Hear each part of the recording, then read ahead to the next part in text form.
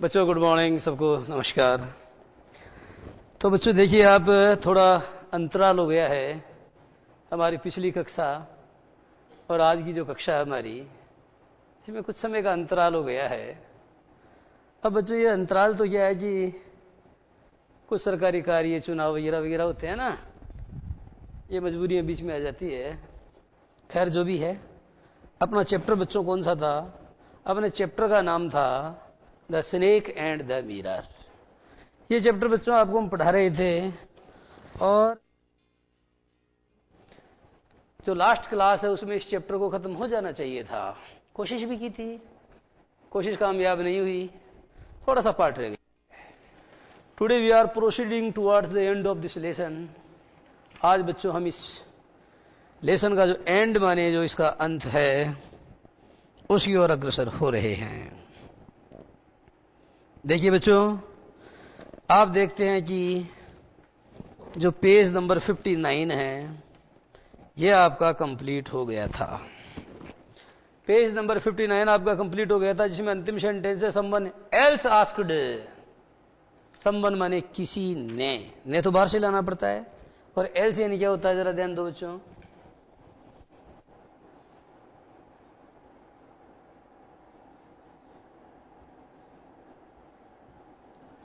Someone यानी किसी ने, ठीक है।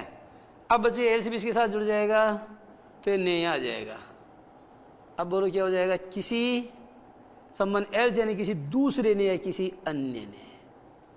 तो बताओ एल्स यानी क्या हुआ? ये यहां से हटेगा। समवन एल्स आस्क्ड यानी किसी दूसरे ने पूछा या किसी अन्य ने पूछा। तो एल्स का मतलब होता है बच्चों अन्य या दूसरा या और कैसे? जैसे कई बार हम कहते हैं बच्चों एनीबडी एल्स। कोई एनीबडी एल्स का मतलब क्या होता है? कोई और। एनीबडी एल्स, भाई आप में इसने पूछा, उसने पूछा मुझसे। एनीबडी एल्स, कोई और भी है क्या जिसको कोई समस्या हो, किसको कोई क्यूरी हो, जो कोई मुझसे पूछना चाहता है, तो आप बोलते हो एनीबडी एल्स। आप कहते हो नोबडी एल्स, दूसरा कोई नहीं। नोबडी एल्स का मतलब क्या है? दूसरा कोई नहीं, सिर्फ तुम, ओनली यू, दूसरा कोई नहीं, नोबडी एल्स। तो बच्चों आप समझ गए होंगे कि इस एल्स का मतलब क्या होता है? अन्य, दूसरा या। तो somebody else asked यानी किसी दूसरे ने पूछा क्या? कि डॉक्टर। ध्यान दो बच्चों, किसी ने पूछा डॉक्टर। अब ये जो डॉक्टर है ना बच्चों, आपने इसका प्रयोग किसमें किया है? संबोधन कारक में। किसमें किया बच्चों? संबोधन कारक। अंग्रेजी में कहते हैं इसको वोकेटिव केस। क्या बोलते हैं? वोकेटिव केस में आपने इसका प्रयोग किया है। तो जब भी आप किसी नाउन का प्रयोग वोकेटिव केस में करते हो, तो उसके आगे बच्चों आपको ये चिन्ह लगाना चाहिए। ध्यान दो, ये चिन्ह जिसको आप कहते हो विस्मयादि बोधक चिन्ह या मार्क ऑफ एक्सक्लेमेशन, इसका प्रयोग तब किया जाता है जब वाक्य में विस्मय का भाव होता है। But when you address somebody directly by his or her name, जब आप किसी व्यक्ति को बच्चों प्रत्यक्ष रूप से उसके अभिधान से संबोधित करते हैं, उसके नाम से संबोधित करते हैं, उसका नोमेनक्लेचर बोलते हैं, तो आपको इस चिन्ह का प्रयोग करना होता है। इसे बच्चों क्या है? ये संबोधनवाचक चिन्ह भी कहलाता है, ये विस्मयादि बोधक चिन्ह भी कहलाता है, ये संबोधनवाचक चिन्ह भी कहलाता है, ये विस्मयादि बोधक चिन्ह भी कहलाता है, ये मनोकामना सूचक चिन्ह भी कहलाता है। जैसे गॉड ब्लेस यू, उसमें भी ये चिन्ह आएगा। गॉड ब्लेस यू विद ए सन, भगवान तुमको एक पुत्र रत्न दें। जब आप किसी को आशीर्वाद देते हैं कि भगवान आपको पुत्र रत्न दें, भगवान आपको सफलता से या कामयाबी से नवाजें, तो ऐसे में बच्चों आपको इस चिन्ह का प्रयोग करना होता है। तो एक बात तो यह है। कई बार क्या होता है बच्चों, आप संबोधनवाचक चिन्ह के रूप में या तो इसका प्रयोग करते हैं, और अगर इसका नहीं करते हैं तो बच्चों इसके एवज में कोमा भी चलता है, यानी कोमा इसका सब्स्टिट्यूट है। कोमा इसका क्या है जरा बताना बच्चों? कोमा इसका सब्स्टिट्यूट माने इसका विकल्प है, इसका अल्टरनेटिव है, इसका ऑप्शन है। आ गई समझ में? तो यहां कह रहा डॉक्टर। अब बच्चों आप जानते हो डॉक्टर को आप क्या कर रहे हो? नाम से बोल रहे हो, एड्रेस कर रहे हो। अब आपको सब डॉक्टर नाम थोड़ी उसका, हाँ, ये बात तो ठीक है बच्चों कि उसका नाम नहीं है, लेकिन डॉक्टर शब्द को भी यहां पर आप उसी रूप में लें। कौन से रूप में लें?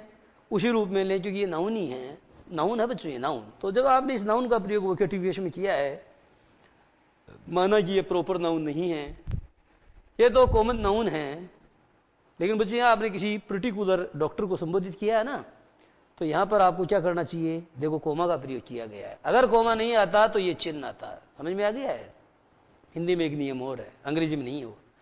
हिंदी में ये होता है बच्चों, जैसे आपने सीता बोला, सीता, अब सीता क्या किया? आपने चिन्ह लगा दिया, तो क्या होता है बच्चों? हिंदी में ये जो आ है ना, आ, ये ए में बदल जाता है। अब बोलो सीते। बात समझ में आई है? एक बात और, जैसे मान लो राधिका, तो आपको ये राधिके, राधा, आपको ये राधे, और आपको ये वैदेही। अब बच्चों अब उड़ जाओ, या ये वैदेही। यदि आप वैदेही के आगे चिन्ह लगाओगे तो ये बढ़ाई की मात्रा छोटा ही बदल जाएगी, वैदेही ऐसे भी होता है। ये बच्चों हिंदी का नियम है, अंग्रेजी का नहीं है। लेकिन मैं आपको इसकी कंपैरेटिव स्टडी समझा रहा हूं कि जब आप हिंदी में किसी व्यक्तिवाचक संज्ञा का प्रयोग किस रूप में करते हो? संबोधन कारक में करते हो, तो क्या होता है बच्चों? यदि उस व्यक्तिवाचक संज्ञा के नाम के अंत में आ की ध्वनि आ रही है तो उसे एक ही ध्वनि में बदलें, और अगर बढ़ाई की ध्वनि आ रही है तो उसको छोटा ई में बदलें। आ गई समझ में?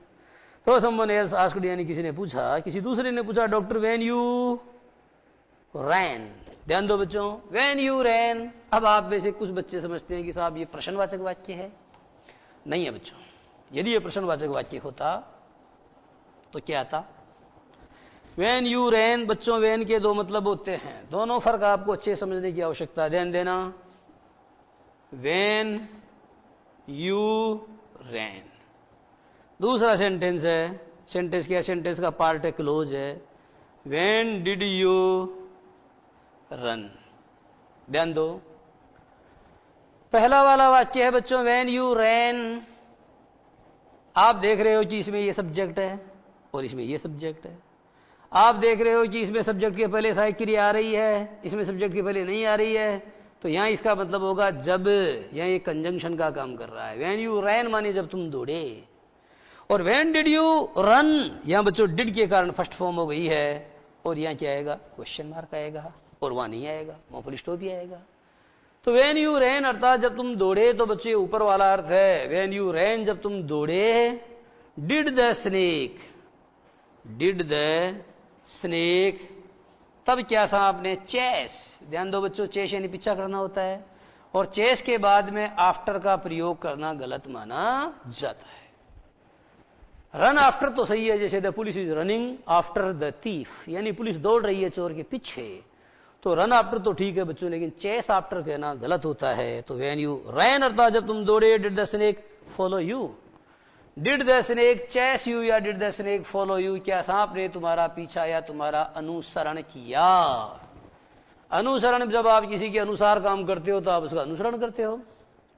जब आप किसी के अनुसार कार्य करते हो तो आप बच्चों उसका अनुसरण करते हो।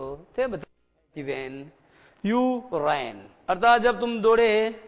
Did the snake follow you, क्या सांप ने तुम्हारा पीछा किया? किसी। अब बच्चों आगे वाला देखना, द डॉक्टर रिप्लाइड, माने डॉक्टर ने जवाब दिया। द डॉक्टर रिप्लाइड यानी होता है बच्चों द डॉक्टर आंसर्ड, डॉक्टर ने आंसर दिया। यूं भी कह सकते हैं कि द डॉक्टर रिस्पॉन्डेड, डॉक्टर ने रिस्पॉन्ड किया। तो बच्चों आप समझे कि जब आपसे कोई सवाल पूछता है, when somebody asks you, when somebody enquires something of you, जब कोई आदमी बच्चों आपसे प्रश्न पूछता है तो आप किसका प्रयोग करते हो? देखो, या तो आस्क का प्रयोग करते हो या इंक्वायर, ठीक है, इंक्वायर का प्रयोग करते हो, इंक्वायर। अब बच्चों अगर आप इसका करते हो तो जो जवाब दोगे तो क्या करोगे?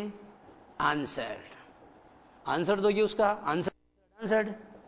आप उसका रिप्लाई दोगे, रिप्लाई, ये हो गया रिप्लाई, रिप्लाइड, रिप्लाइड। या बच्चों आप क्या करोगे? उसको रिस्पॉन्ड करोगे, रिस्पॉन्ड यानी उसकी प्रतिक्रिया दोगे।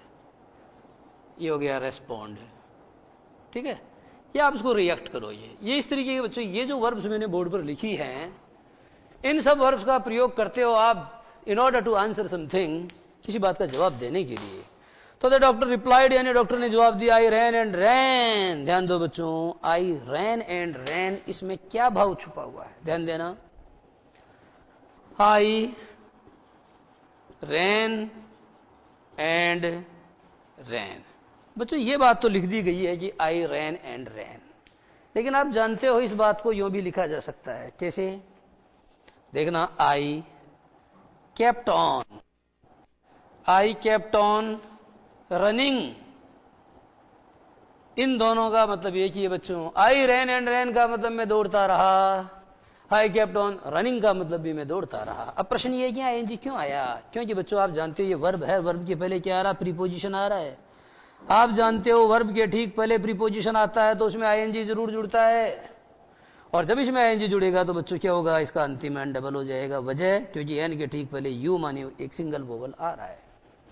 आपको बताया गया अगर कोई भी वर्ब होती है उसके अंत में कॉन्सोनेंट आता है और उस कॉन्सोनेंट के ठीक पहले कोई सिंगल वोवल आता है, तो ऐसी वर्ब में आईएनजी जोड़ते समय अंतिम कॉन्सोनेंट को डबल कर दिया जाता है। जनरली आमतौर पर कर दिया जाता है, कभी कभी नहीं भी किया जाता है। जैसे बच्चों प्ले, PLAY प्ले, तो जानते हो वाई तो डबल कभी आज तक न हुआ न कभी होगा, तो यहां पर डबल वाई का प्रयोग नहीं होगा। जैसे फ्लो, FLOW फ्लो, डब्लू आज तक न कभी डब्लू आज तक न कभी डबल हुआ और न कभी होगा। उसी तरीके से बच्चों मिक्स, MIX, ये एक्स बच्चों आज तक न कभी डबल हुआ और न कभी होगा।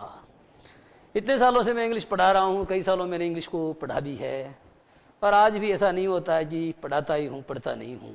अगर ऐसा हो कि मैं सिर्फ पढ़ाता ही रहूं और पढ़ूं बिल्कुल नहीं, तो सच मानिए इस मंच के ऊपर खड़ा होकर के मैं आपको पढ़ा नहीं सकता हूं। ये कहने में मुझे कोई संकोच नहीं है कि आप लोगों को यहां से पढ़ाने के लिए मुझे स्वयं स्टडी करनी पड़ती है, मुझे स्वयं अपडेट रहना पड़ता है। तब मैं आपको यह कहना चाहता हूं कि इतने अध्ययन और इतने अध्यापन के अनुभव के दौरान मैंने आज तक कोई ऐसी वर्ब नहीं देखी जिसमें वाई डबल हुआ हो या जिसमें डब्ल्यू डबल हुआ हो, जिसमें एक्स डबल हुआ हो। ऐसा लिखा हुआ नियम तो मैंने पढ़ा, ऐसा मैंने आज तक कभी किसी किताब में लिखा हुआ नहीं पढ़ा। ये नियम क्या कि वाई डबल नहीं होता, एक्स डबल नहीं होता, डब्ल्यू डबल नहीं होता। लेकिन बच्चों मैं अपने अनुभव के आधार पर निष्कर्ष रूप में यह कह सकता हूं कि ये तीनों लेटर के डबल नहीं होते। इसलिए नियम नहीं बना तो नहीं बना, ये नियम हमने बना लिया। क्योंकि नियम क्या होता है बच्चों, नियम निष्कर्ष होते हैं। Rules are nothing but they are the conclusions. नियम कुछ नहीं होते, निष्कर्ष होते हैं जो पढ़ पढ़ के हम खुद निकाल लेते हैं कि ऐसा होने पर ये, ऐसा होने पर ये, तो ऐसा होता है। एनी हाउ, तो बच्चों अब मैं आपको मुद्दे की बात पे लाता हूं। द डॉक्टर रिप्लाइड, यानी डॉक्टर ने जवाब दिया, आई रैन एंड रैन, अर्थात आई केप्ट ऑन रनिंग माने में दौड़ता रहा, till I reached a friend's house, अर्थात जब तक कि मैं अपने एक दोस्त के घर पर न पहुंच गया। यह बच्चों एक राज की बात है जो अभी आपको समझ लेनी चाहिए ताकि जीवन में फिर कभी परेशानी नहीं आए। और जब ग्रामर समझाता हूं तो कई टीचर्स की तो क्या है, ग्रामर लेके अलग से ग्रामर लेके बैठ जाते हैं। ग्रामर ठक 15 दिन में कराई, बाकी दिनों में उन्होंने क्या किया, किताब करा दी। और बच्चों की भी आदत पड़ जाती है, सर ये आप बीच बीच में गड्ढमड ग्रामर पढ़ाते हो तो हमको समझ में नहीं आती है, हमारे लिए क्या किया करो, ग्रामर अलग से पढ़ाया करो। अब होता क्या है बच्चों, तुम्हारी आदत को बिगड़ा हुआ है ना, इसलिए तुम्हारी प्रवृत्ति वही है। लेकिन ये मेरा प्रयोग नया नहीं है, ये प्रयोग बहुत दमदार है कि आप 10-15 दिन में ग्रामर खत्म कर देते हो और बच्चा रट रटा करके आ जाता है, लेकिन बच्चे के कंसेप्ट क्लियर नहीं होते हैं। और बच्चे का कंसेप्ट क्लियर कब होगा, जब आप अप्लाई करेंगे। अप्लाइड ग्रामर यही तो है बच्चों, जब मैं पढ़ाऊंगा और बीच बीच में आपको ग्रामर समझाऊंगा, ये झलकियां देखे जाओ आप। और अगर तुम्हारी नींव मजबूत नहीं करती तो फिर समझ गए ना। अब जरा देखना आप, यहां सेंटेंस था बच्चों, I ran and ran till I reached my friend's house। एक सेंटेंस, इसका मतलब ये निकला आई रैन एंड रैन माने आई केप्ट ऑन रनिंग, में दौड़ता रहा। टिल मानी जब तक। आई रीच्ड यानी मैं पहुंचा माई फ्रेंड्स हाउस यानी मेरे दोस्त के घर पर। जब तक मैं अपने दोस्त के घर पर पहुंचा मैं दौड़ता रहा, या मैं तब तक दौड़ता रहा जब तक मैं अपने दोस्त के घर पहुंचा। मैं तब तक दौड़ता रहा जब तक अपने दोस्त के घर पर पहुंचा। अब बच्चों इसका मतलब क्या हुआ? तब तक, ठीक, जब तक। जैसे बच्चों एक गाने में पंक्ति आती है, तारीफ करो ये कब तक, बोलो कब तक मेरे सीने में सांस रहेगी जब तक। अब बच्चे कब तक और जब तक का चक्कर नहीं है, अब तब तक और जब तक, तब तक और जब तक। तो जब तक तब तक का तो बच्चों जोड़ा है। कविताओं में भी इस तरीके के शब्द आपको देखने को मिलेंगे, ऊपर जब तक आएगा तो नीचे तब तक आएगा, ठीक है।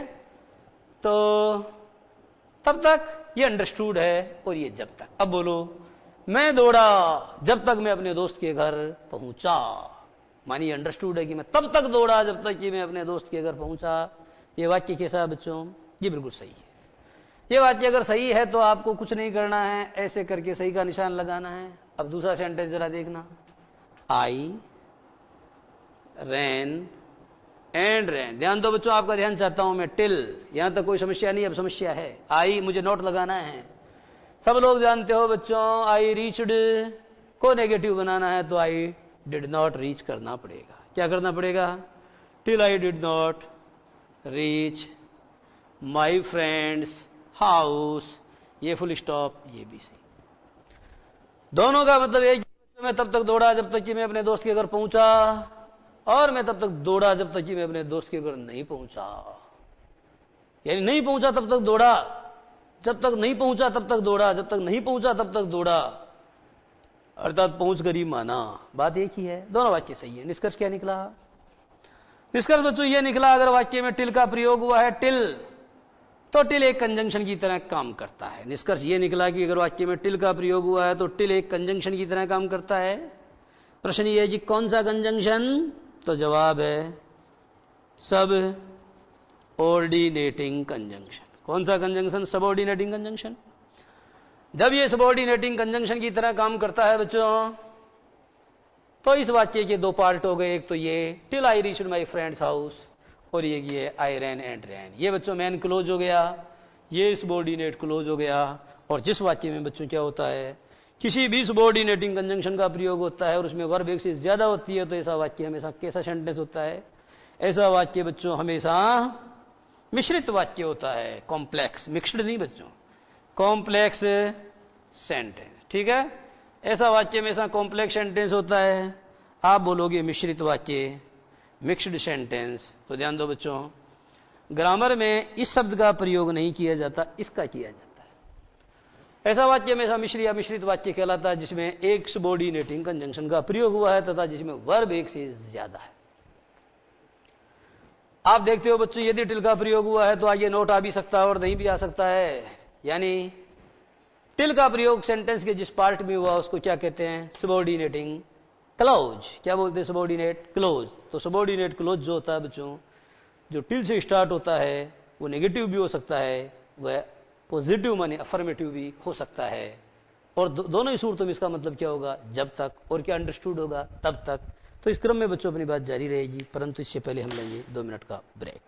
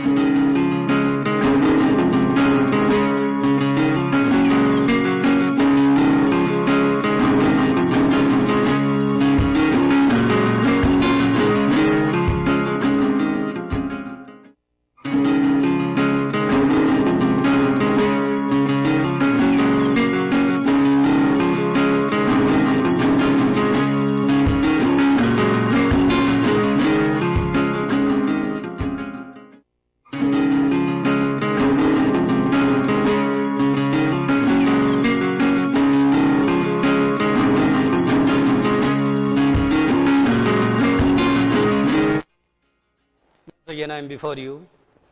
फिर मैं मौजूद हो गया हूं आप लोगों की खिदमत करने के लिए।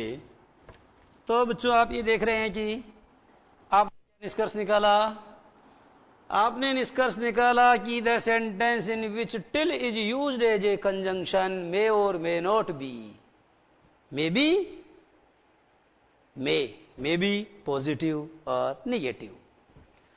एक ऐसा सेंटेंस बच्चों जिसमें टिल का प्रयोग हुआ है कंजंक्शन की तरह, तो उसमें इस वाले पार्ट में नोट आता या नहीं आता इससे बड़े को मतलब नहीं है। मैं पूरे सेंटेंस की बात नहीं कर रहा हूं, मैं सिर्फ इस पार्ट की बात कर रहा हूं।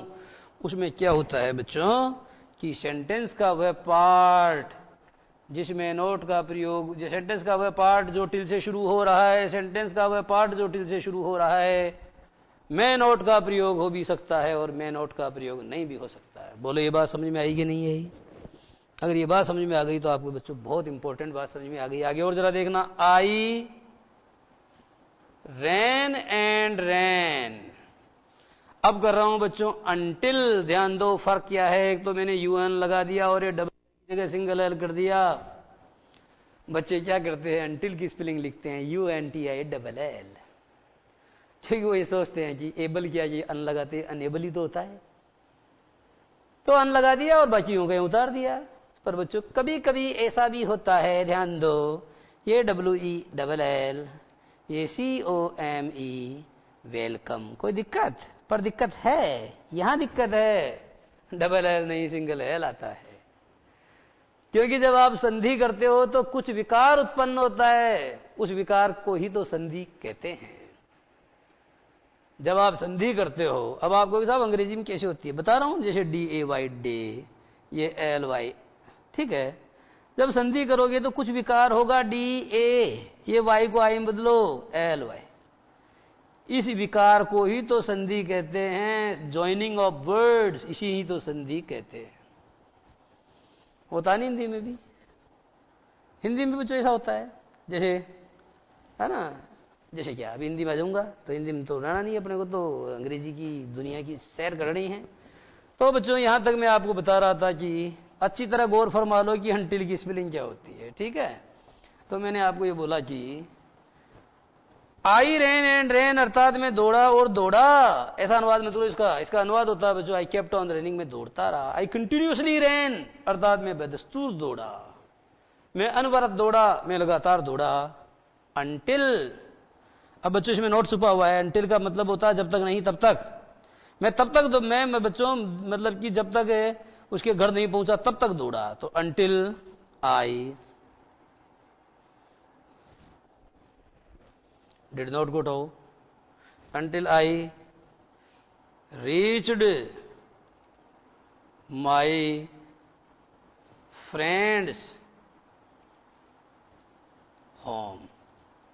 ये सेंटेंस बच्चों बिल्कुल शुद्ध है।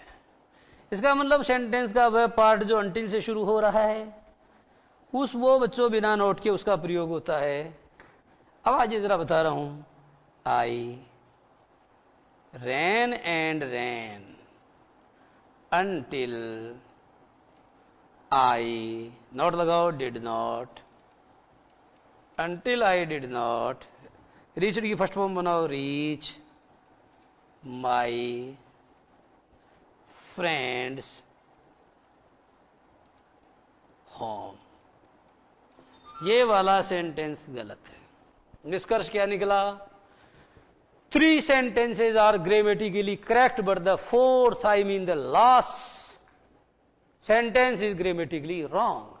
निष्कर्ष बच्चों ये निकला, यदि किसी सेंटेंस के बीच में टिल का प्रयोग कंजंक्शन की तरह हुआ है, तो टिल के बाद यूज होने वाला पार्ट, जो टिल के ठीक बाद यूज होने वाला पार्ट है, उसमें नॉट का प्रयोग हो भी सकता है और नहीं भी हो सकता है। नॉट मे और may not be used, not may or may not be used in the part of the sentence that begins with till।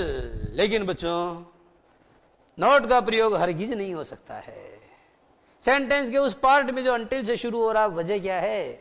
वजह यह है बच्चों, ये until में अन लगा हुआ नहीं है, नकारात्मक उपसर्ग है। This is a negative prefix. Un बच्चों निगेटिव प्रेफिक्स है, नकारात्मक उपसर्ग है, दैट्स वाई नॉट इसमें नॉट अंडरस्टूड है। जैसे नेवर है तो नेवर में बच्चों नॉट छुपा हुआ होता है। शेल्डम में नॉट छुपा हुआ होता है। हार्डली में नॉट छुपा हुआ होता है। फ्यू में नॉट छुपा हुआ होता है। लिटिल में नॉट छिपा हुआ होता है। ऐसे शब्दों को बच्चों हम क्या बोलते हैं? ऐसे शब्दों को हम बोलते हैं semi negative words. Such words are known as semi negative words. ऐसे शब्दों को बच्चों अर्ध नकारात्मक शब्द कहा जाता है।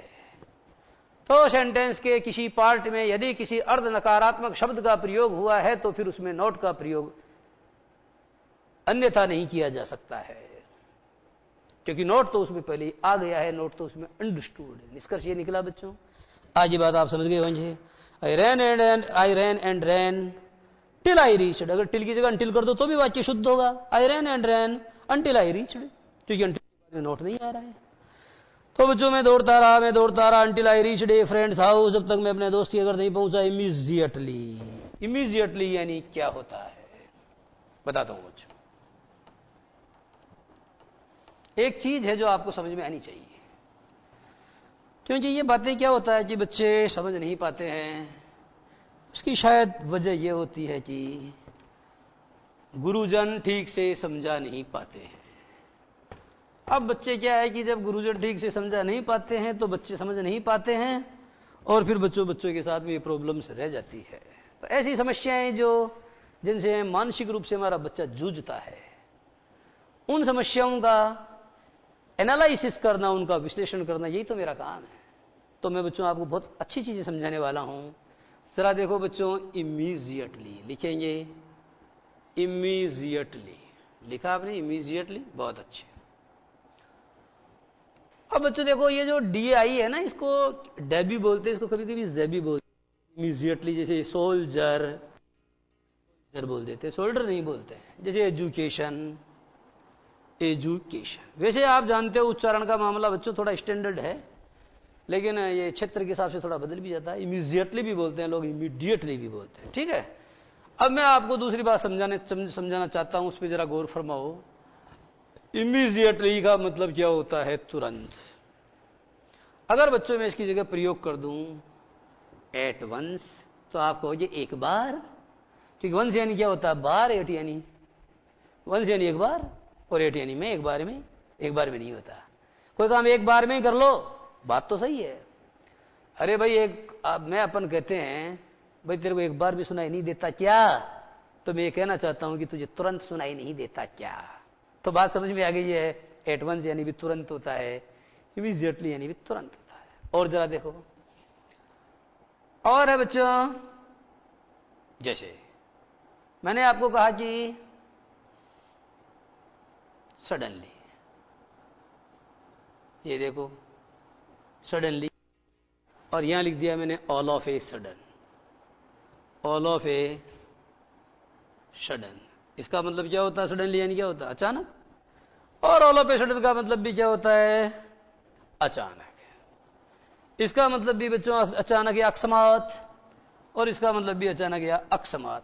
फिर ये इसमें आप एक शब्द से काम चल रहा है, इतने सारे शब्द लिखने पड़े। और जरा देखो, लाउडली, जैसे बच्चों मैंने आपको कहा कि शी इज वीपिंग लाउडली, वह जोर जोर से रो रही है। और किसी ने कहा कि she is weeping in A loud voice. In A loud voice, वह जोर जोर से रो रही है। मैंने कहा a thing of beauty, a thing of beauty, और एक ने कहा ए ब्यूटीफुल थिंग। तो यह बच्चों ब्यूटीफुल, ब्यूटीफुल को और क्या कह सकते हो? Of beauty. बात सही है। अब बच्चों जरा समझो, मुझे समझाना क्या है? मुझे ये समझाना बच्चों, ये एडजेक्टिव है, वो भी उसी का काम कर रहा है। लेकिन आपने क्या देखा बच्चों, ये एक सिंगल वर्ड था, या एक दो, ये क्या है? शब्द समूह। This is A group of words. चूंकि ये एडजेक्टिव है तो बच्चों ये एडजेक्टिव फ्रेज हुआ। लाउडली, LY लगाना पड़ेगा। लाउड खुद एडजेक्टिव, LY ये क्या बच्चों? एडवर्ब है, एडवर्ब। तो ये क्या हो गया? इन ए लाउड वॉइस, ये एडवर्ब फ्रेज हो गया। सडनली, ये बच्चों LY लगा हुआ तो एडवर्ब है, तो ये क्या हो जाएगा? एडवर्ब फ्रेज हो जाएगा। और इमीडिएटली, तो बच्चों ये तो एडवर्ब फ्रेज हो जाएगा। तो बच्चों आप इस बात को समझो कि ये एडजेक्टिव्स हैं, या तो एडजेक्टिव है या एडवर्ब हैं, और ये शब्द जो इनको रिप्लेस कर रहे हैं, ये ग्रुप ऑफ वर्ड्स है बच्चों, और इनमें भी वर्ब नहीं है, इसलिए क्या है, फ्रेजेज। इसलिए ये क्या है, फ्रेजेज। बात समझ में आ गई है? तो बताया गया कि immediately I smeared oil all over myself, तुरंत मैंने मेरे पूरे तन के ऊपर तेल रमाया, तुरंत मैंने अपने सारे तन के ऊपर बच्चों तेल मला, एंड टुक अ बाथ, और मैंने अवगाहन किया, माने मैंने स्नान किया, मैंने स्नान किया। आई चेंज्ड इनटू फ्रेश क्लॉथ का मतलब बच्चों मैंने अच्छे कपड़े पहने। फ्रेश क्लॉथ का मतलब एक तो जैसे पसीने में सड़े गले इनको उतार दिया, और धुले हुए अच्छे उजले कपड़े पहने, उजले कपड़े, ठीक है बच्चों, फ्रेश एंड ताजा नहीं है, तो कपड़े ताजा थोड़ी तो उजले होते हैं। आई चेंज्ड इनटू फ्रेश क्लॉथ्स का मतलब और बच्चों मैंने उजले कपड़े पहने। आई वॉर क्लीन क्लॉथ्स, मैंने उजले कपड़े पहने। द नेक्स्ट मॉर्निंग, अगली सुबह, एट अबाउट 8:30, अगली सुबह लगभग 8:30 बजे, आई टुक माई फ्रेंड, मैं ले गया अपने दोस्त को, एंड वन और टू अदर्स, और एक या दो कुछ अन्य आदमियों को ले गया, टू माई रूम, मेरे कमरे पर, to move my things from there, ताकि हम क्या कर सकें, हम वहां से मेरी चीजों को, मूव माने बच्चों होता है शिफ्ट कर सकें, उस जगह से मेरी चीजों या मेरे सामान को शिफ्ट करने के लिए, या उस जगह से मेरी चीजों या मेरे सामान को बच्चों मूव करने के लिए अगली सुबह लगभग 8:30 बजे मैं अपने दोस्त के साथ एक या दो मतलब एक दो अन्य आदमियों को भी लेकर के पहुंचा। अब हुआ क्या, बट परंतु वी फाउंड, परंतु हमने पाया, we are little to carry, we are nothing to carry. ध्यान दो बच्चों, लिटिल पहले ही कहा मैंने नेगेटिव मीनिंग देता है। लिटिल का मतलब होता है nothing. We had nothing to carry, अर्थात हम मतलब बच्चों वहां ले जाने के लिए हमारे पास कुछ नहीं था। मकान तो पूरा खाली था, वहां कुछ भी नहीं था। क्यों? उसका कारण था बच्चों, the room had been cleaned out, नहीं सम थीफ हैड, सम यानी क्या होता है बच्चों, कोई, सम यानी कुछ भी होता है, सम यानी कोई भी होता है। अच्छे से दिमाग में बैठा लो बच्चों ये बात, कोई मिल गया, कोई मिल गया, तो बच्चों हम कहते हैं कि कोई मिल गया, यानी somebody came across, कोई मिल गया। अब बात बच्चों ये है कि ये सम है ना, इसकी खास बात क्या है, देखो, सम वाटर, कोई समस्या, ओके, सम स्टूडेंट्स, कोई समस्या, और बच्चों सम थीफ, कोई चोर। अब बच्चों जरा देखो, सम वाटर माने कुछ पानी, तो बताओ सम के बाद में नाउन कैसा आया, अनकाउंटेबल। अनकाउंटेबल नाउन हमेशा सिंगुलर होते हैं। सम स्टूडेंट्स, ये आ गया पीसीएन, प्लूरल काउंटेबल नाउन। और सम थीफ का मतलब होता है कोई चोर। यहां बच्चों कुछ नहीं कोई का अर्थ दे रहा है, और यहां आया एससीएन माने सिंगुलर काउंटेबल नाउन। तो बच्चों क्या निष्कर्ष निकाला, सम एक ऐसा डिटरमिनर है जिसके बाद आने वाला नाउन अनकाउंटेबल भी हो सकता है, क्योंकि अनकाउंटेबल का तो प्लूरल बनता ही नहीं है। और पीसीएन प्लूरल काउंटेबल भी हो सकता है, एससीएन सिंगुलर काउंटेबल भी हो सकता है। और बच्चों जैसे मैंने आपको कहा, ये तो अनकाउंटेबल सिंगुलर है, ये तो क्या अनकाउंटेबल सिंगुलर है, अनकाउंटेबल सिंगुलर है, तो अनकाउंटेबल है बच्चों। अब जब अनकाउंटेबल हो तो 1 पानी 2 पानी 3 पानी 4 पानी, कैसे बनेगा बताओ, नहीं बनेगा। तो कहने का मतलब ये हुआ बच्चों कि सभी प्रकार के नाउन चाहे काउंटेबल हो, चाहे अनकाउंटेबल हो, चाहे सिंगुलर हो, चाहे प्लूरल हो, सभी क्या है सम के बाद में आ सकते हैं। समतीफ यानी had removed most of my things का मतलब बच्चों किसी चोर ने क्या किया था, मोस्ट ऑफ माई थिंग्स का मतलब मेरा अधिकांश सामान या मेरा अधिकांश माल साफ कर दिया था, चुरा ले गया था वो। चोर तो चोर होते हैं बच्चों, उनको सांपों वापों के किसी का डर नहीं लगता, उनके ऊपर जादू, किसी का जादू नहीं चलता है ना। तो the room had been cleaned out, कमरा साफ कर दिया गया था।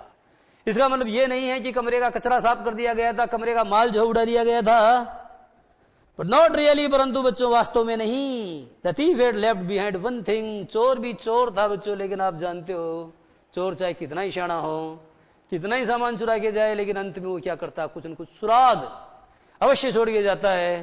तो यहां बच्चों क्या हुआ कि चोर सारा सामान मेरा चुरा के ले गया, लेकिन एक चीज लेके नहीं गया।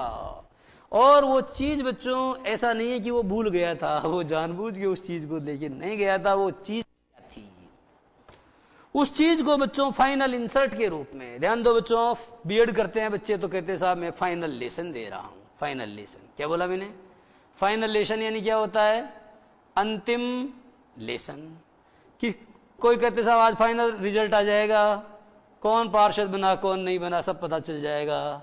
ये हुआ बच्चों फाइनल रिजल्ट। एक होता फाइनल डिफीट, अंतिम हार, है ना, अंतिम हार, फाइनल डिफीट। क्लियर है?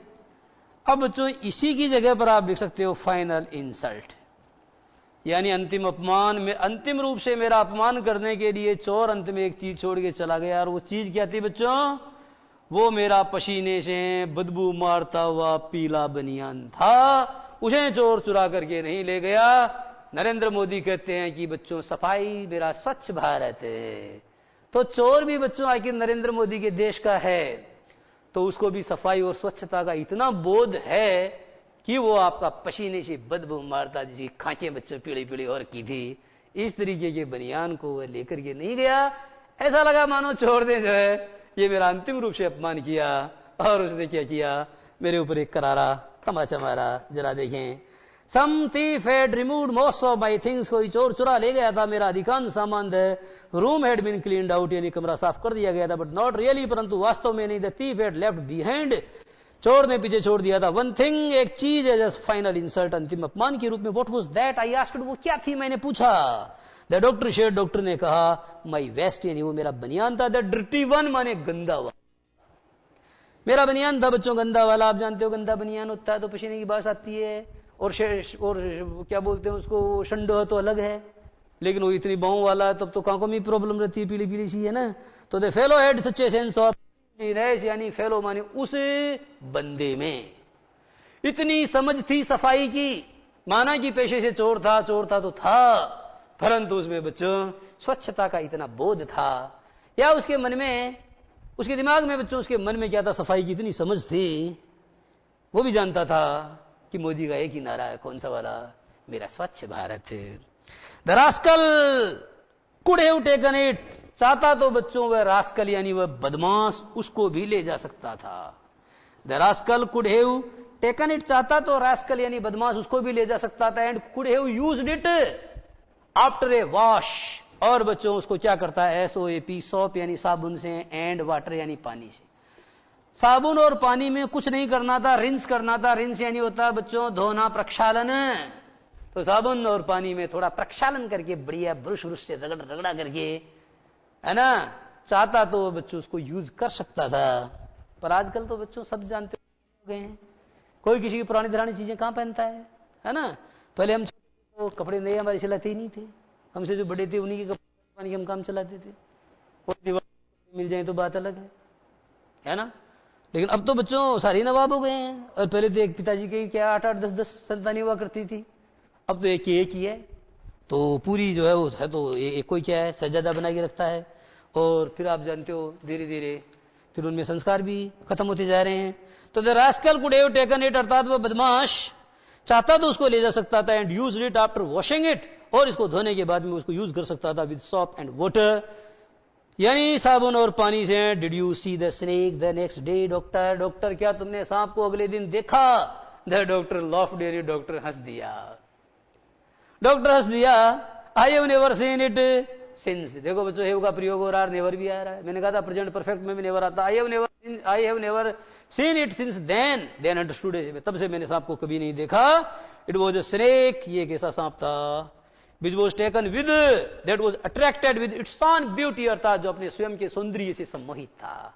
एक ऐसा सांप था जो अपने स्वयं के सौंदर्य से सम्मोहित था, यूं कहना चाहिए बच्चों।